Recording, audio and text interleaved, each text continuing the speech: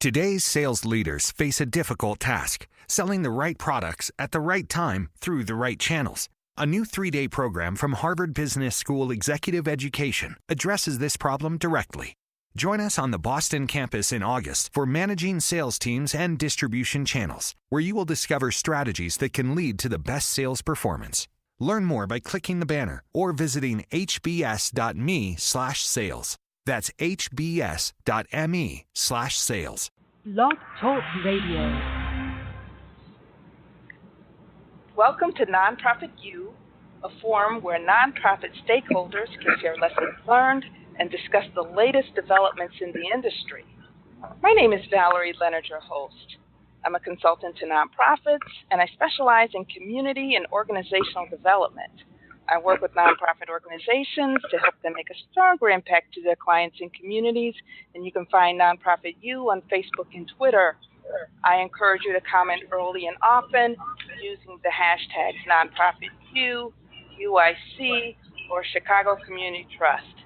You can also leave comments on blogtalkradio.com/nonprofit_U. The chat room is open, and you can post comments and questions.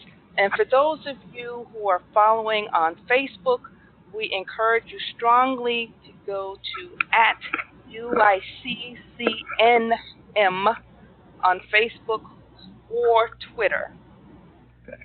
And if you want to participate in the chat room, you can post comments, but you'll have to open a listener-only account. You can find a link to open the account on the episode page, and you can also email me questions at consulting@valeriefleonard.com or send messages through Facebook and Twitter.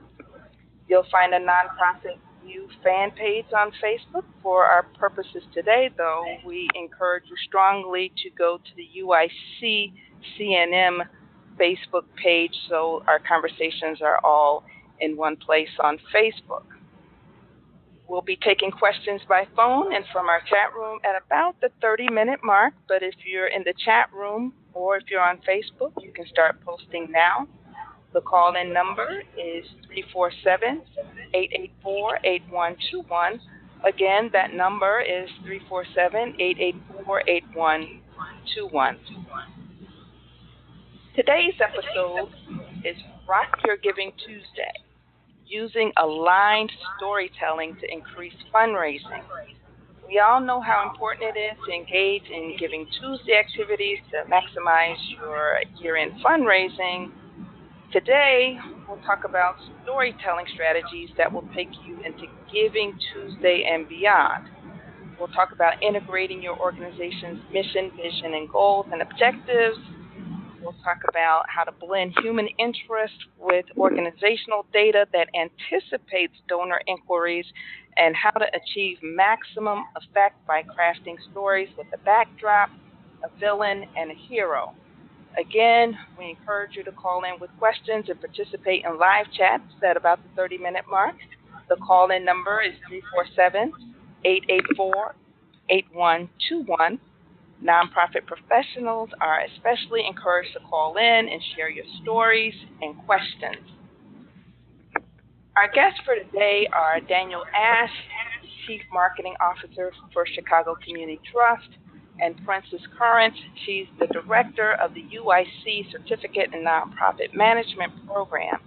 In the interest of time, I won't go through a long spiel about what they've accomplished. Believe me, they have accomplished much. I will have them to introduce themselves and come to you in their own way. So without further ado, I want to say thank you so much, Princess and Daniel. It's such an honor to have you. And we'll start with you, Dan.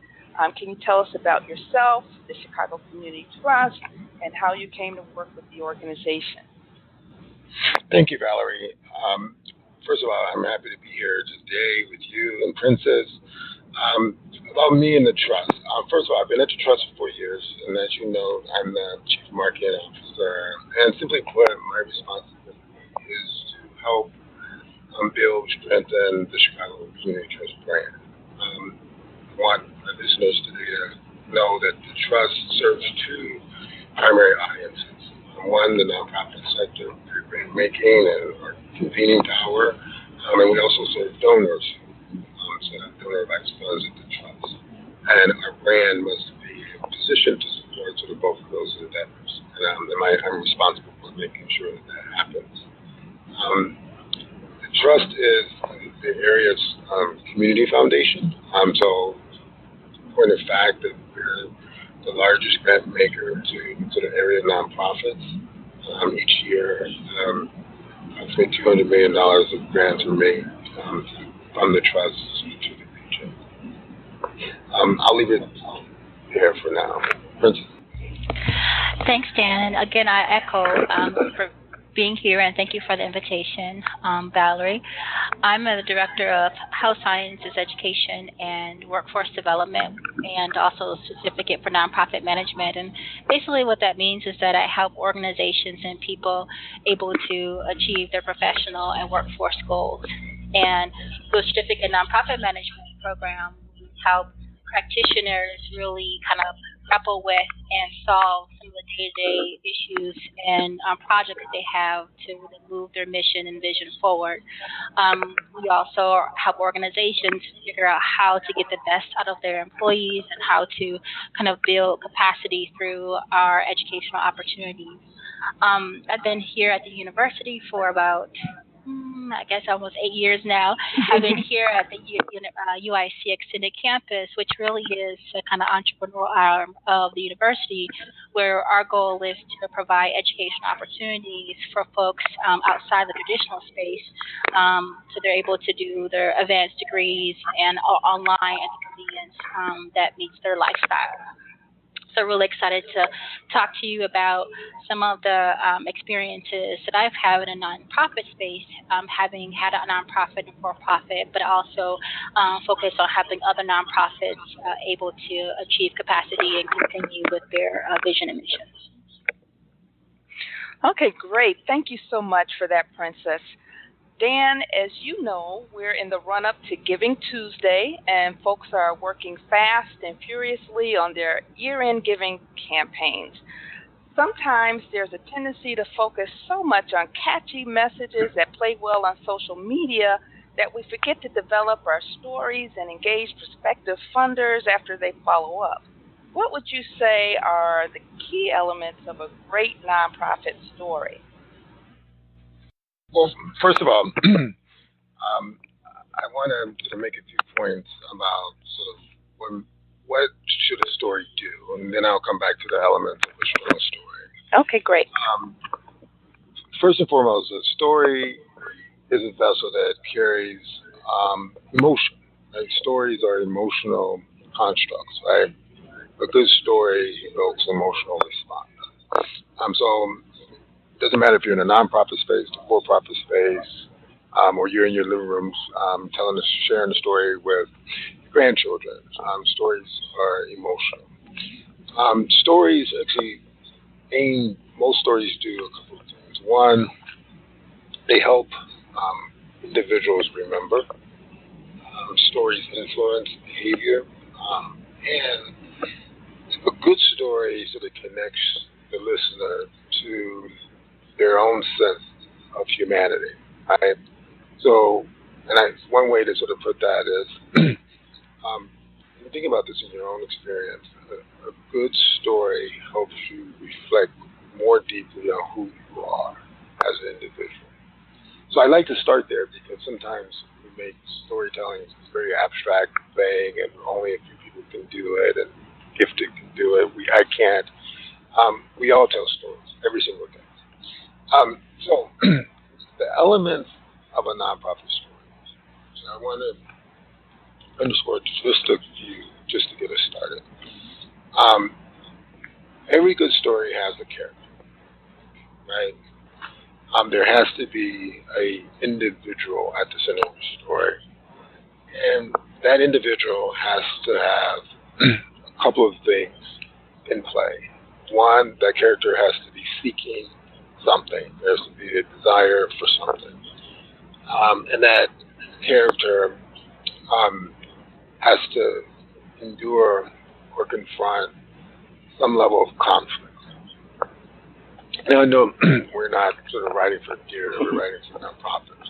But I start there, Valerie, because too often nonprofits sort of we abandon sort of these ideas when we think about our own stories. Too often we try to write stories about ideas, or we write stories about organizations. And we have to, when we think about our storytelling in the run-up to any giving campaign, and most certainly a big campaign like Giving Tuesday, we have to come back to sort of the person, that individual, that prototype individual who benefits from our service. Like, we have to tell their story. Another point, and this is embedded in the notion, in the question, slogans never, ever, ever contain a story. Slogans, by definition, are meant to be ephemeral and not have sort of deep meaning. They're meant to sort of scratch the surface, just make you think a certain way. But again, the thought is sort of fleeting. So here, you most certainly, as you note, should not depend on story, a slogan or a gimmicky catchphrase, but instead, dig deep, think about the person who's benefiting from the service, and tell their story. Oh, I love it. I love it. So, Princess, you have had significant grant writing experience as a founder of a nonprofit and as well as a director in others, and in your current role as director of the UIC Certificate Nonprofit Management Program. Can you share some strategies that you've used to craft your nonprofit stories? And Dan, I hope I didn't cut you off. Did I? No. Okay, fine. Okay. Thank you, Valerie. And I think Dan really hit the main high notes. And when I talked to nonprofits and when I was writing grants ourselves, when you're trying to get that character, oftentimes nonprofits start thinking about their message and their character when it's time to ask for funding. And they actually should be thinking about that all the time. They should understand who they are. They should know their why. They should know their mission. They started this nonprofit for a reason. So the question is, what is that reason? What motivates you? What inspires you? And how can you translate, as Dan said, so aptly, that emotion to the folks that you're trying to reach? And how can they be inspired and be passionate? So first, you have to know your why. You also have to know what sets you apart. Okay, what's different about you and others. And we're not talking about hyperbole or racing to the bottom, saying I started from nothing and now I have $100,000, or talking about racing to the top, but now I have $1 million a week. But it really is, what is your impact? How are you serving that passion that you said that you started as an organization for? How are you actualizing that? But as Dan said about slogan, you got to be true to your brand, right? So I'm not Nike, so I can't, say, I can do all these things for you if I actually sell candy bars. So really understanding, don't fall into that trap of hyperbole. Don't exaggerate, because people can spot or smell something that's not true. Be concise. We always talk about less is more.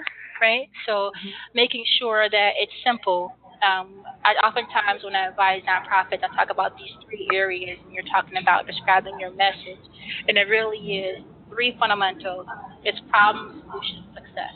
You got to be able to figure out how your organization, what issue that your organization is trying to solve, or you're helping that character overcome.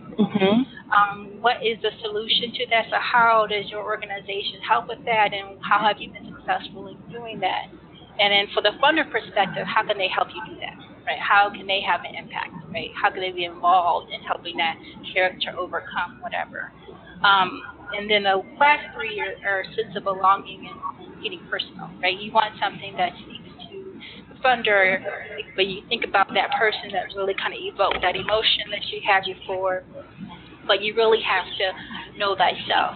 Believe that you can actually achieve that and have the confidence, right? So when you're saying that you can have X outcome, knowing that you're actually able to do that. And then lastly, having a vision, right? So you're asking for something now. What's going to happen when you give it to you? And then what's going to happen after that? So you have a or it's kind of like some of the strategies we touched over that we often employ that is similar to any space, as Dan said, for profit, or even if you're in a department trying to get volunteers to be involved. Okay, awesome. Thank you so much for that. All right, I want to remind our listening audience that you're listening to Nonprofit U, and we're speaking with Daniel Ash, Chief Marketing Officer at the Chicago Community Trust, and Princess Currence, the Director of the UIC Certificate in Nonprofit Management Program.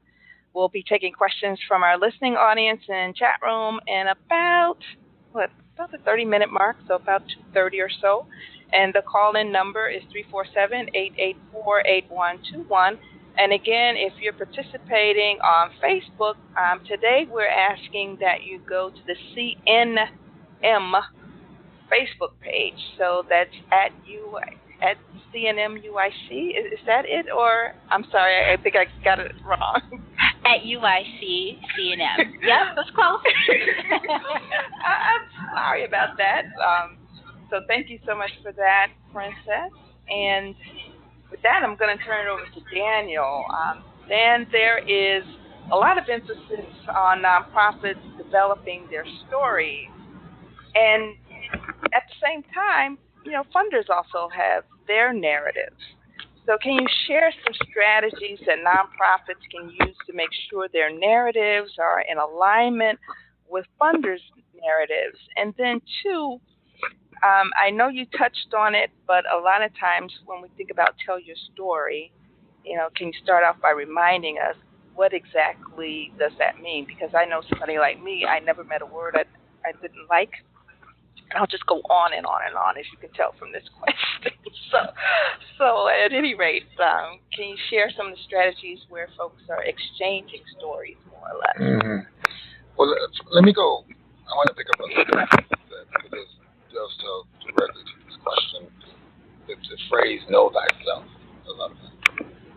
Right? And one way to think about this is that every institution, every organization, department, doesn't matter the context, but you have to know your emotional core, right? And what's at the core of your cause?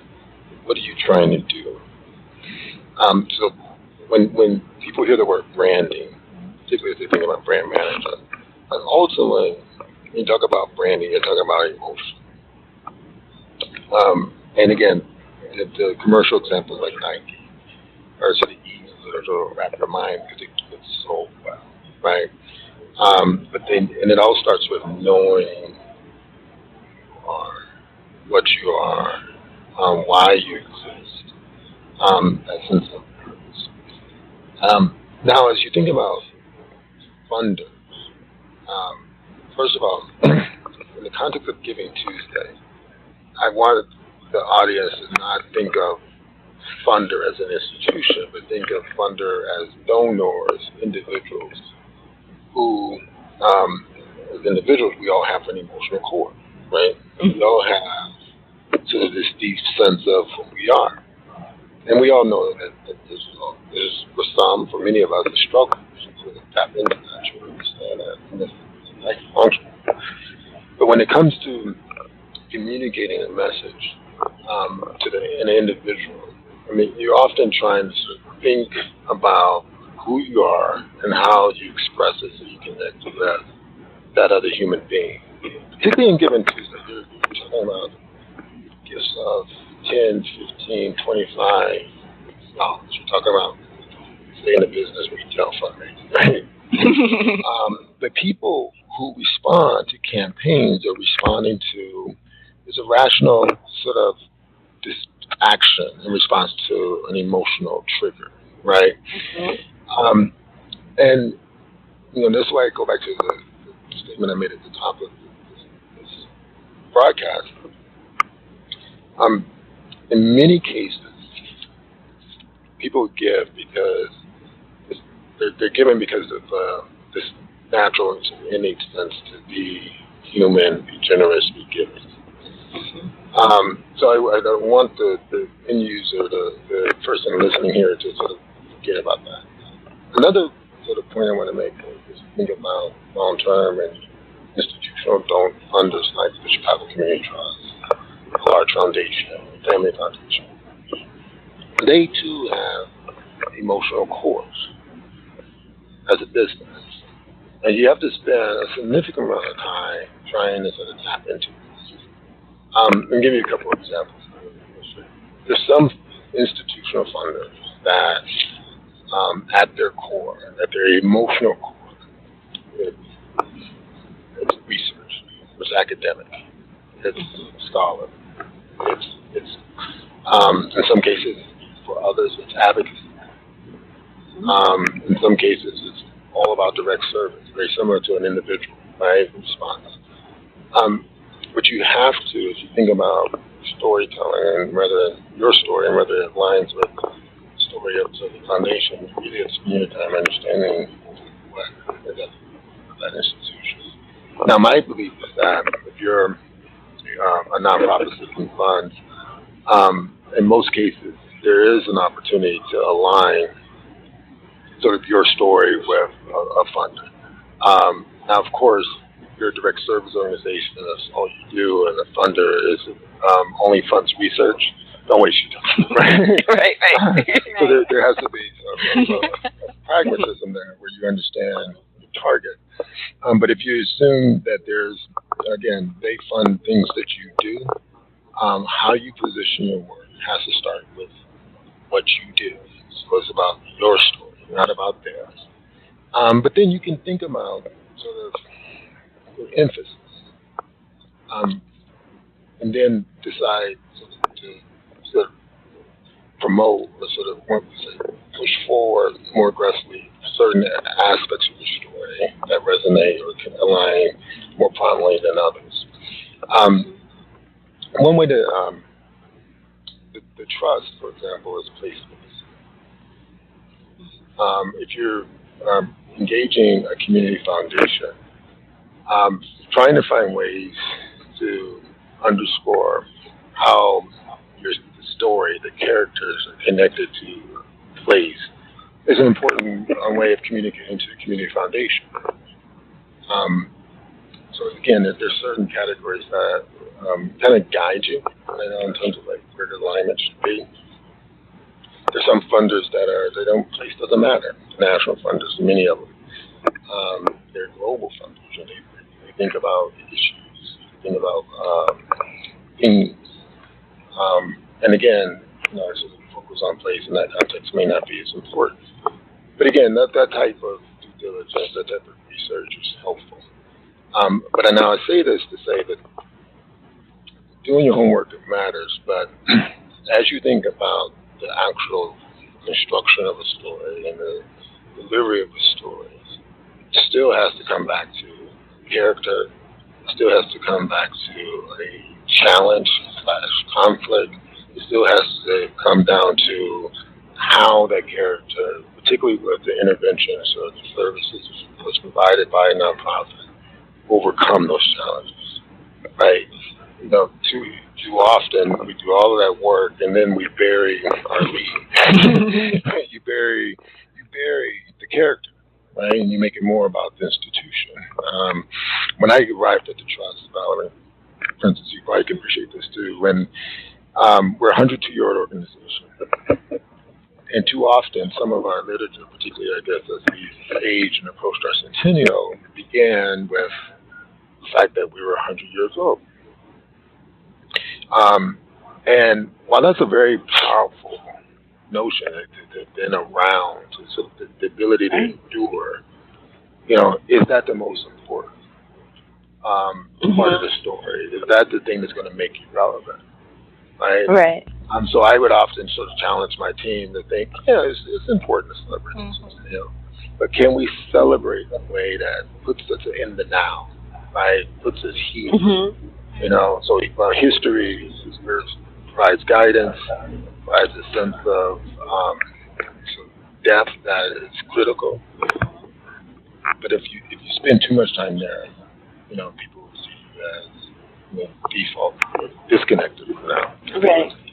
So again, as I think about alignment of a nonprofit's narrative with potential donor, individual, institution, it's do your homework. A, B, know your story, and then find ways to build emphasis in a way that aligns. Mm-hmm. If you find yourself rewriting your story, Mm-hmm. you're taking the wrong step. Oh, interesting. Yeah. I always heard that good writing is rewriting. Well, I think no. You have to iterate your story in order to get it right. Mm-hmm. But if you find yourself adapting your story to the point where you're changing I got you. your story in order to align with the nonprofit, you're wasting your time. Yeah.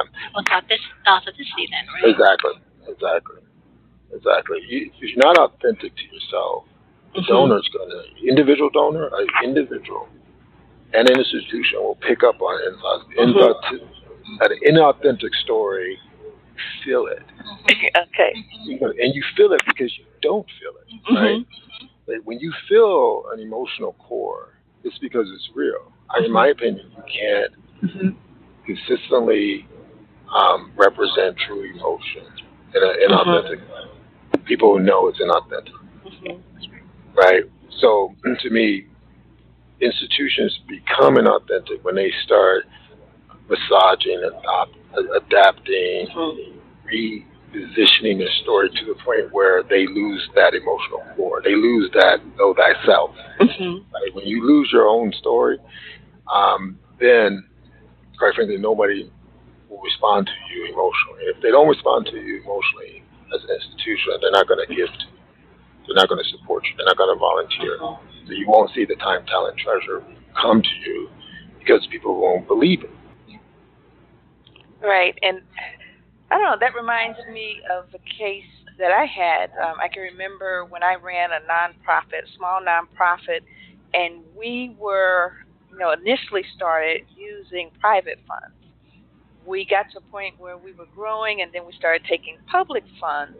And with public funds, those are really contracts and not really grants. So you're basically in contract to do a program that's already been developed. And we were trying to stay true to the programs that we had designed. But at the same time, we had to,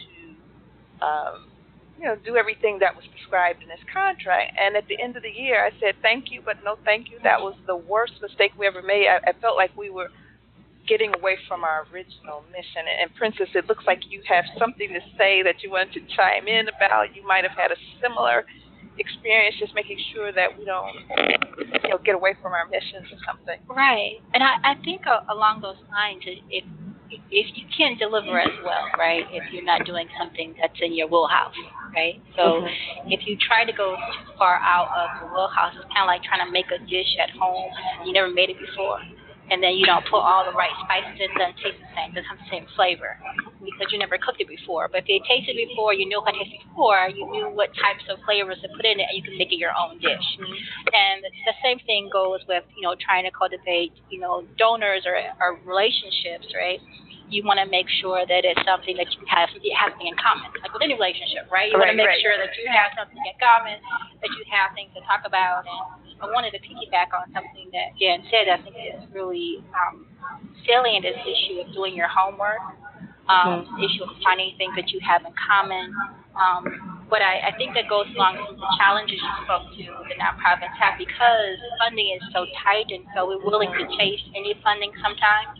To make sure that we're still afloat, but making sure that you have that shared mission. I think that's some of the challenges. Oftentimes, nonprofits are a one-stop shop. One person doing the fund. I know when I had nonprofit when I first started out, I did all the contract funding, I did all the hiring, I did the contract, I did all the supplies, and then I was part of the implementation team, right? And with that, sometimes you lose focus on documenting your successes because you're so marred in the business, so you don't have time to focus on the business or the different situations. You're so marred in the business, right? Right. So, having and taking time out to I call it like how we're fulfilling our mission today, kind of in your check-in meetings with your teams, so you can document those successes. Because we're so big on, okay, the next contract, fulfilling that reporting requirement, or making sure we're able to serve that client, that we forget to take time out to document, well, how do we fulfill our mission? What did we do that was, what kind of character came out of that we need our donors to hear about that benefited from their generosity. So that's kind of some of the biggest mistakes I see nonprofits making. One, not taking time to document what they're doing. Also being very quick to ask for funds instead of being a friend to a funder. Right. So, like, first time I hear from you is, can I have some money, versus, I think we have a shared mission. How can we partner and collaborate? And I think also that we tend to, as nonprofits, do a misalignment, right? Like, as Dan was saying earlier, like, if an organization's researching, you're doing direct services, there's a misalignment there. People will still maybe go for that particular grant. And sometimes that has a negative effect to the funder. You have then presented yourself as someone who is not a good fit and not doing your homework, so therefore not prepared. So how are you going to be a good steward, right? It kind of like all connects together. So I think that's a big issue of making sure that you have that shared mission and have those things in common. Okay, thank you so much for that follow-up. Princess, I'm going to reach out to the folks in the audience and see if they have any questions, and then we'll come back to you. I know that was feedback from what Dan said, so you're next in line for questions. So until then, I'm going to take a question. I think there's someone who has called. His number or her number is 773-624-0585. I'm going to turn your mic on, and if you have a question or comment for either one of our guests, please share. If not, I will go to the next person. So 773-624-0585. You're on. Hello? Hi. Yeah. This sound, there's a lot of feedback when she speaks, so I'm kind of hearing an echo when she's talking. Okay. So who is she? Who is she? Princess or me? The lady that just finished speaking. Okay. Not you. But yes. So I missed some of what she said. But in as far as the storytelling, I have found that I've learned to pocket two different narratives: the elevator narrative and of course, the regular narrative. And it's because I've practiced it for the last 7 years. It's really adapted to whatever changes that we've made. But in respect to Giving Tuesday and the shortness of the time between now and that point, is there any tips you could give anyone who has pretty much an established pitch or an established narrative story that is an absolute must? I may have missed it. I got it a little late, but is there an absolute must for Dan Ash? Okay, that's for Dan Ash? Yes. Okay, great. Dan, did you get the question? Catch the question? Yeah, in terms of my understanding is an absolute must, or something that we could do in the short runway between now and Giving Tuesday to maximize the response of Giving Tuesday. I think it is an opportunity to actually provide the sort of digestible chunks of content, like in this sort of runway. So we often get this question about social media, and because Giving Tuesday is such a social media-driven campaign, how do you effectively use social media day over day in the run-up to Giving Tuesday? Here's one idea, and it's been tested by a number of organizations and proven to be successful. Finding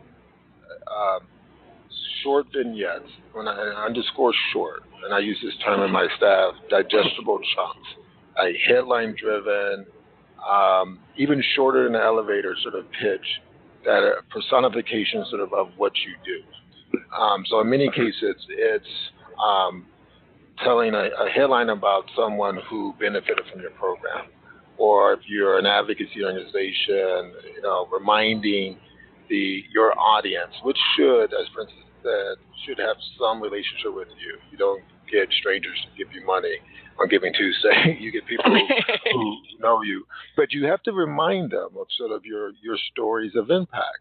So say you had 7 days in a run, 7 days ahead of Giving Tuesday, and each day you decide to provide a really strong headline with one paragraph that represents 7 stories of impact over the course of the past year.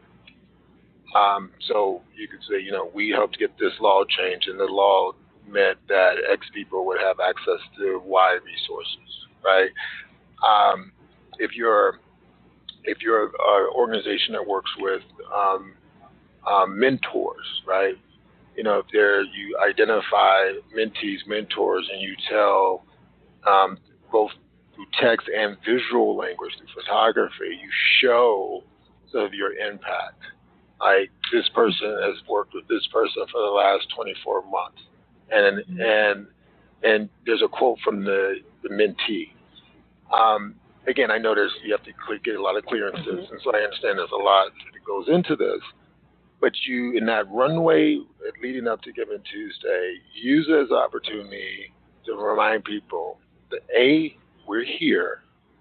2, here's sort of the emotional anchor that sort of guides our work. And 3, here are the things that we've done. And then when your ask comes on Giving Tuesday, the ask has some context. The last point I will make is this. When Giving Tuesday, well, I've heard from people, Giving Tuesday hasn't had the impact that we thought it would have. And I've always felt that once I start asking questions to that fundraiser or to that executive director, we find that they sort of misused the platform, and they were actually asking an audience that really wasn't their audience for support. Right? And I think the key for Giving Tuesday is to work the list that knows you. So to the caller, I before joining the Chicago Community Trust, I led the membership program for WBC for a decade. And it's one thing we knew at public radio, and I know public radio is different because we have a radio station and we talk to listeners every day. So I get that. But even on Giving Tuesday, we made sure that we spoke to that audience, not an audience that didn't listen, not an audience that didn't have an emotional connection to us. So build on the audience that you have. Work on converting them, and start with your base. Start with your base when it comes to the giving, but also my point is use the campaign as a way of telling a story to those who may be on your fringe. They may have some awareness of you. Maybe they're not at the point where they're going to want to give. But if they see a runway of content on their Facebook feed or LinkedIn page that helps them understand more deeply who you are and what you're about, essentially bring that elevator pitch to life. If that's a win. It's harder to measure because they haven't gone to the giving page and clicked the link and given. But if you can build some awareness or deepen awareness with an audience member, that's a good thing. And then you work to leverage that through other channels over the course of time, the year ahead, the 2 years ahead, and so forth. So that was my short advice. Again, I know that's a long way of framing it, but the advice is using that runway to give bits of content that helps people have deeper understanding of what you've done, why you exist, what you've done, and quite frankly, there's elements there for what you need to. There's space, in that runway to talk about what's on the horizon, what's ahead. Okay, so it sounds like you're also building relationships. You're taking these little sound bites, for lack of a better word, to start developing a relationship or reinforcing a relationship. You are, but I want to make sure that the audience understands that when I say headlines, it's headline on top of a bit of content that allows you to understand something important about the work, right? Something about the character. You think about, character development. It may even help you understand more deeply the conflict, right? I got you. But it has to have some level of depth. But an example I use with social media, too often the biggest mistake I see with social media is folks, they're over communicating in social media. What I mean by that is that they try to tell too long of a story, right? Yeah. I should. Yeah. I'm guilty. And I learned this with NPR. We learned from those data, and you look at whether it's New York Times, whether it's nonprofits, people digest short amounts of content. Yep. It's a lot of, when you take it in an aggregate, it's a lot of bits of content, but the bits of content, the nuggets of content that actually are most effective are content that is either video or photograph with what I call kind of an annotated, the jargon is cut line, but I imagine an annotated caption. Headline, photo, caption. Headline, video, caption. And can those chunks of content help round out the consumer's understanding of what you do, why you exist, who you serve? I would, again, use the runway to start planting that type of content. And also, you made such a great point, Jen, because when you're talking about Giving Tuesday, you're also talking about an audience that already has a relationship with you. And one of the things, by doing that is to understand who your audience is and what motivates them or what speaks to them, and making sure you're using the right imagery or multimedia to do that. We have a course that we have in our portfolio that talks about how the civic engagement course, but it talks about how do you transfer social capital into social change, basically, right? So how can you get folks who are already motivated and involved and invested in your mission, but maybe haven't taken that additional step to actually give or invest in a different way, right?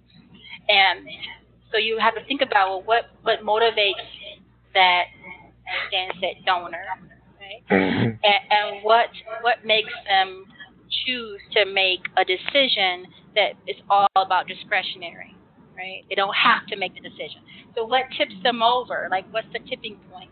And so sometimes it's kind of like introspection. What would tip you over, if you are that similar audience, or then going out to your constituency and asking them what sets you apart, so you can be able to communicate that to your potential donor base. Well said.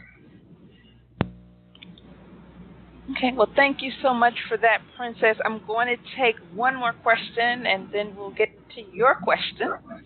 I am going to ask caller at area code 312-355-0089 if he or she has a question or comment. If you don't have a question or comment, we'll just stay silent, and then I'll go to the next person. Okay, your mic is live. Did you have a question or comment? Okay, I take it that you have no question or comment.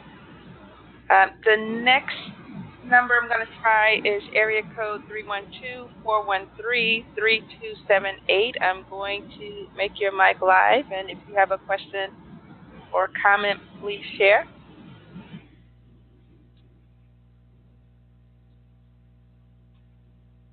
Okay, no question or comment, and I'm going to try area code 312-413-9075. I'm going to make your mic live. If you have a question or comment, please share.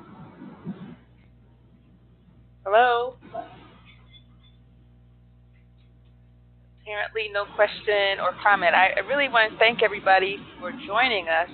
I think we have a very good group based on what I see from the phone numbers. Okay, Princess, what are some of the challenges that nonprofits have worked, that you've worked with in utilizing their organization's mission, vision, goals, and objectives to tell their stories?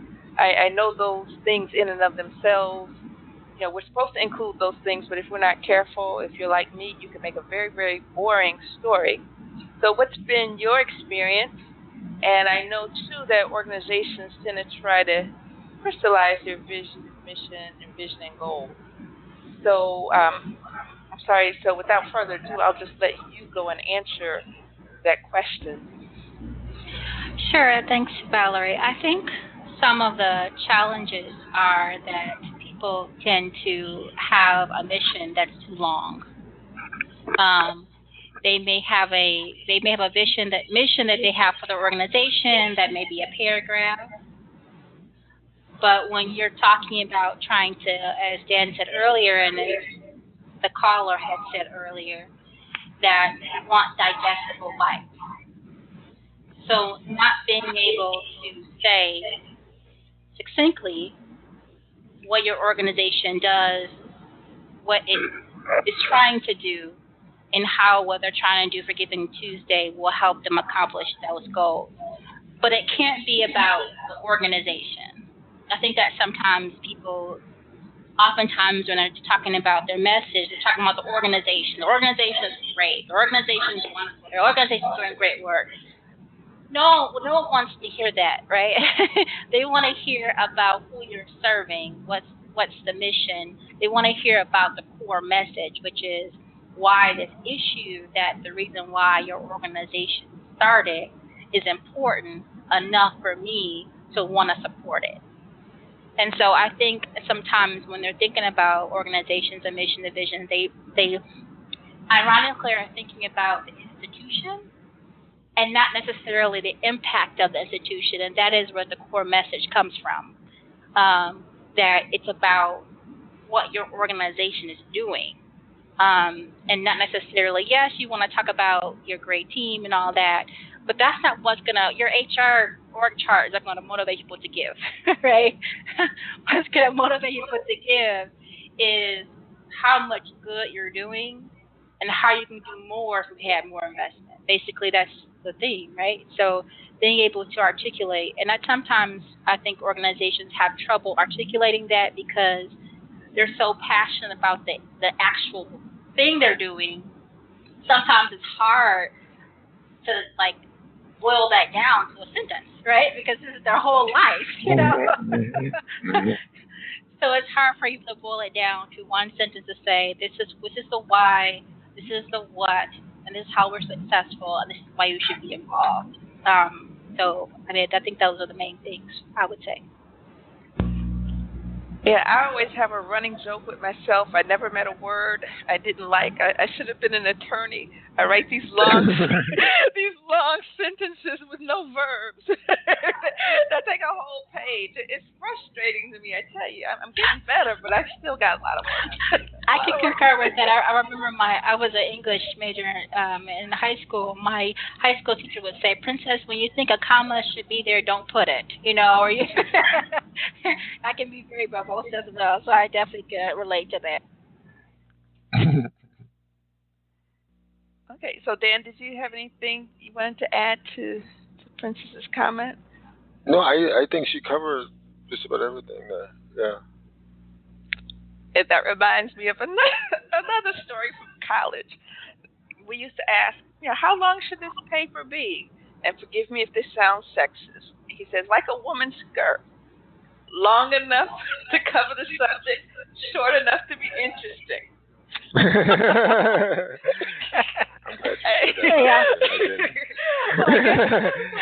I think I'm dating myself. I think I'm dating myself too. People don't talk like that these days. So at any rate, I wanted to remind our listening audience that you're listening to Nonprofit U, and we're speaking with Daniel Ash, the Chief Marketing Officer at the Chicago Community Trust, and Princess Currence, the Director of the UIC Certificate in Nonprofit Management Program.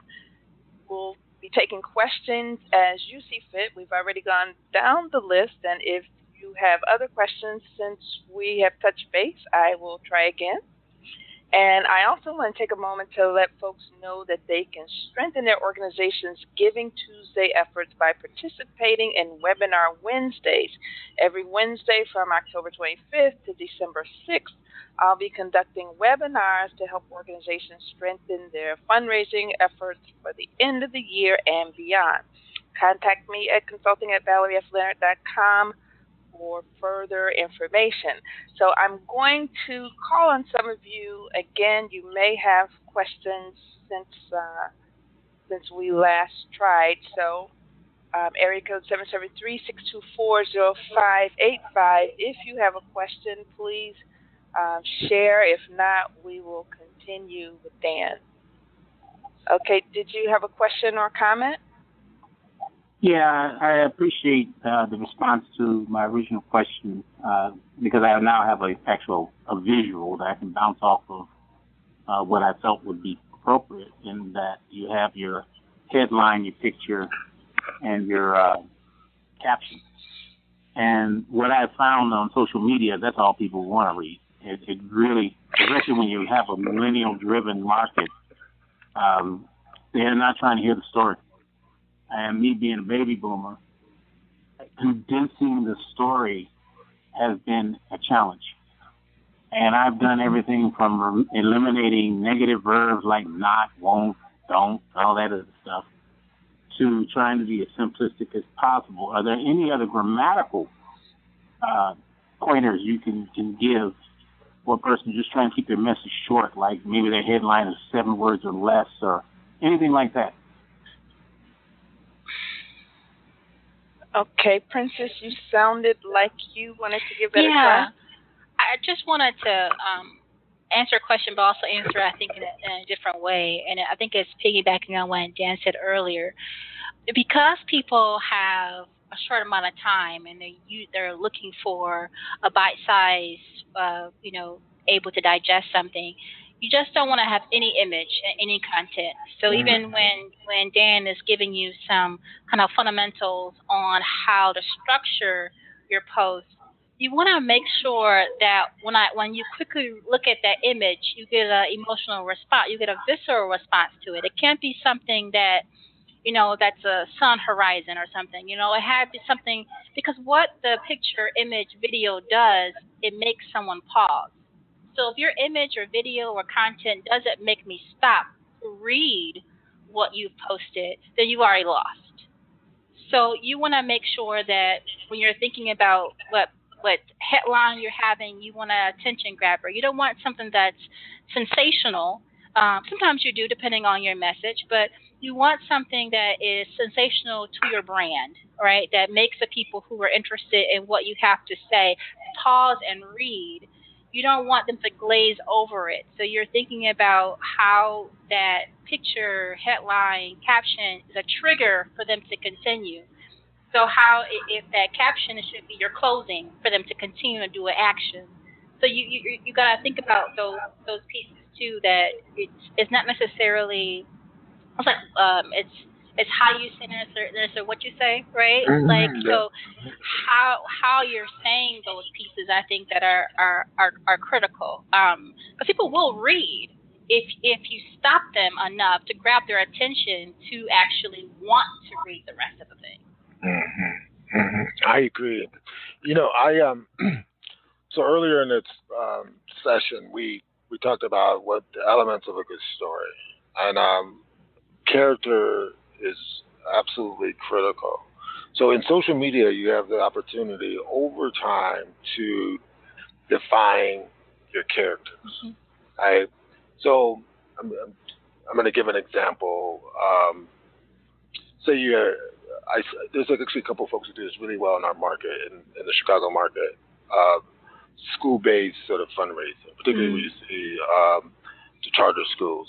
Set aside your opinions about charter schools for a moment. Some of them do a really good job telling their story. Some do not. So I'm thinking about one charter school that does a good job. And what they do is that they always they build their hero, right? So one element of the story is who's the hero, who's the villain, right? In this context, they serving young men. That's the hero. So when you have a headline about like all of our young men, achieve something, that becomes a headline, and the image is these young men sort of prepared to walk off from school to college, right? Yep.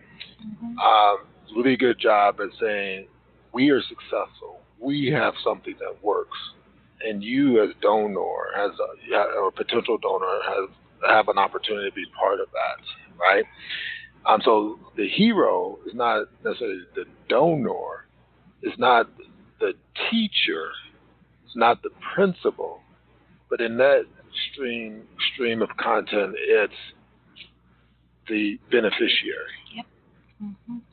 And too often, and particularly as you think about social service, sort of cause marketing, the person who's benefiting is very rarely the hero, the person in the struggle. And how did you make the person in the struggle the hero? Now, there are times in the course you have the golden apple teacher, right? And you use that, right? So I'm not saying those other hero angles don't work, but I'm using this one just to create kind of a sort of expose something that we rarely try to do.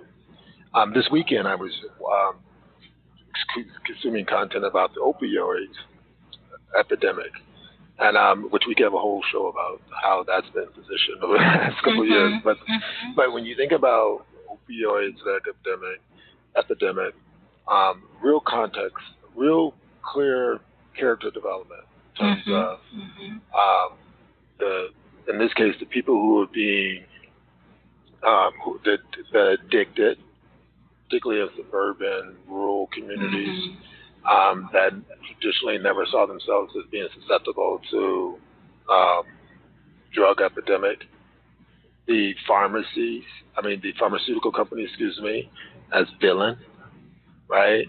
Government as a potential sort of hero in terms of regulation, but they're doing a lot there in terms of building a story with a lot of pathways where a reader or a consumer of the story can find their way into it. So I think as fundraisers, as nonprofit professionals, we have to sort of follow those models and create what I call sort of the roadmap of our story. So it goes back to what Princess was saying, know thyself, right?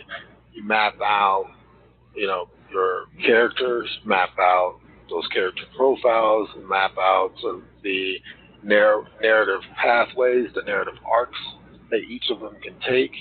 And then you start using that to guide the communication that appears in your direct mail, the communication that appears in social media, the communication in your annual report, the speeches as an executive director that you give, and as the caller noted, that elevator pitch. Because he knows, and I love the way he sort of constructed that. He knows the elevator pitch, but he clearly knows probably 11 versions of that elevator pitch, right? Based on who's in the elevator with him, know your audience, right? If it's Terry Mazzani, the outgoing CEO of the Chicago Community Trust, he probably knew exactly what elevator pitch was appropriate for him. Versus, he's with a group of young millennials who are volunteering through a Chicago Cares program. And I'm totally making this up, but I'm saying, underscoring Princess's point, know your audience, and then the flip side of that is to know the sort of many sort of variations of your narrative arc, of your characters, and then you constantly have this dexterity of being able to pull the right story for the right audience. That's such a good point, because you're talking about weaving your story through all of your messaging. That's why you don't have to, when you're thinking about your narrative, think about the theme Like, what is your core message?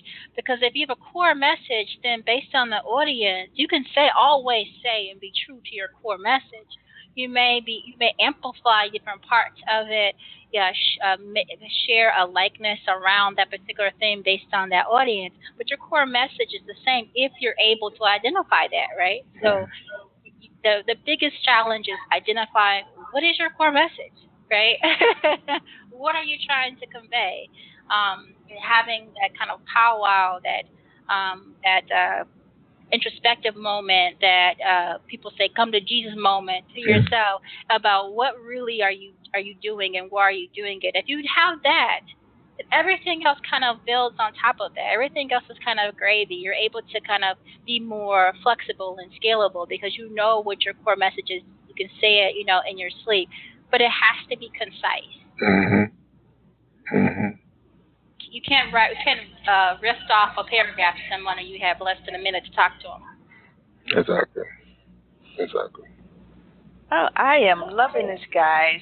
We have all of 0 minutes. It's 3:00, and there's still a few questions. And I know Dan has to get off to another meeting, and it's not like you're not busy either, Princess. So I'm going to, basically ask each of you to share, some of your lessons learned, and then give a final statement, so to speak, and then we can wrap it up. So I will start with Dan, and then you, Princess. So the summary statement for me is, I'm going to go back to the initial thing. Stories are emotional, right? So the key to being an effective storytelling organization is to know your emotional core, to don't lead or talk in numbers. Mm-hmm. The numbers follow. And aim to make personal connections through the storytelling. So I'm going to leave with this set of advice, and I know you can't do this in the run-up to Running Tuesday, but it's something to keep in mind for the next year, and with any campaign, because Giving Tuesday is just one of many campaigns. In order to build sort of more powerful storytelling, I think we as individuals have to be more comfortable in our role as storytellers. Mm-hmm. Mm-hmm. So something I've done with a number of my teams over the course of my career is to actually have storytelling workshops. A couple of examples. Taking a team to do improv, right? When you have a team that's doing improv, and if they have to work the phones, or if they have to go out and do presentations, training in improv makes them much more comfortable. Again, owning the story, but also sort of using anything that's given to them to deliver their message. Ultimately, that's what improv is all about. The other thing is listening to stories.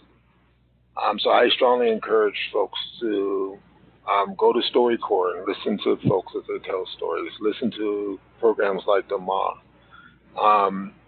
Read other good fundraising material. The things that actually trigger an emotional response in you is something that you probably should seek to model with your own story, your own institutional sort of messages. And then I'll end with this, and it's something I say to trust often. Don't overthink it. Mm-hmm. I know we spent an hour talking about storytelling, talking about it in the context of Giving Tuesday, Illinois Gives. But even you sort of pull back from that immediate sort of issue, immediate platform, don't overthink the emotional piece. And so, again, the example at the Trust is well-educated people, many of them PhDs in their subject matter area. You don't need someone to know as much as you do to care about an issue. Right? All you need them to do is feel its importance. Right? And if you can create that level of empathy, right? Then you're on a pathway to engagement, to connectedness. I'll end it there. And Princess, you can bring us home. Well, thanks, Jack.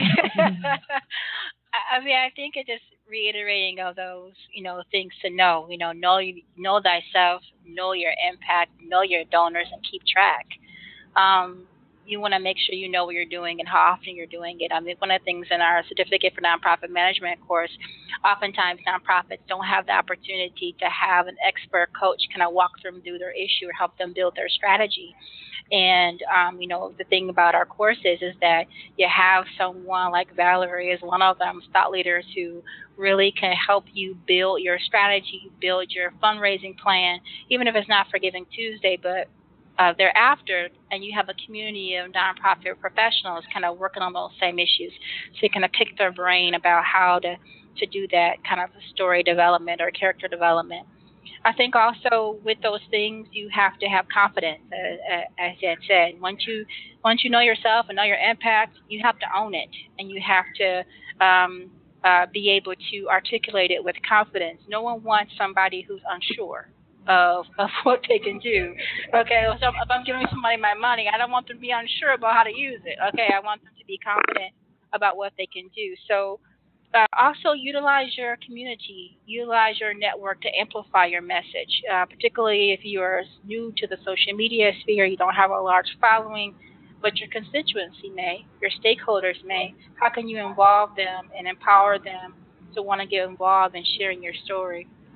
So, I mean, the main thing is to know your worth and being able to communicate that effectively, and then knowing that Giving Tuesday should not be the only thing that you're doing. It should be something that furthers what you've been doing all year, because it is in November. So it's something that either if you haven't, it jumpstarts your plan for the rest on the next year, but it should not be the end or beginning point to your fund development strategy. Mm-hmm. And we're here for you. So, our courses are all year long. They're 5 weeks. You get a chunk of your schedule. It's online, and we also have on-ground courses too. So, being able to figure out who your champions and networks are and tap on them to help you. That's it for me. I don't know if I brought that home or not, Dan, but you brought it. That's it. We're home. Oh my goodness! And I don't want to go home. I'm so busy listening, and there's just so much to learn. Every time I sit with you guys, I learn something new, and I say thank you, thank you, thank you. You cut my head open. I love the audience, but they cut my head open today. I took very copious notes, and I thank you very much. Thanks for having me. Thank you, Valerie. Okay, so we've come to the end of our show, and I'd like to thank Daniel Ash, the Chief Marketing Officer at the Chicago Community Trust, and Princess Currence, Director of the UIC Certificate in Nonprofit Management Program, for being our guests today. I will have this show ready for download within about an hour. And in the meantime, make sure you join us next week when our guest will be Carrie Onestad. She is the Development Manager at the Minnesota Council of Nonprofits. And Andrea Sanal, she is the Grant Advisor Coordinator of the Minnesota Council of Nonprofits. They will talk to us about the new Grant Advisor platform. You may have heard about that by now. But it allows grantees and prospective grantees to share reviews of their experiences with foundations in their grant-making processes. So that will be a very, very interesting conversation, and I hope you can join us. So I shall see you next week. And again, thank you, Princess and Dan. Thank you. Thanks. It was fun.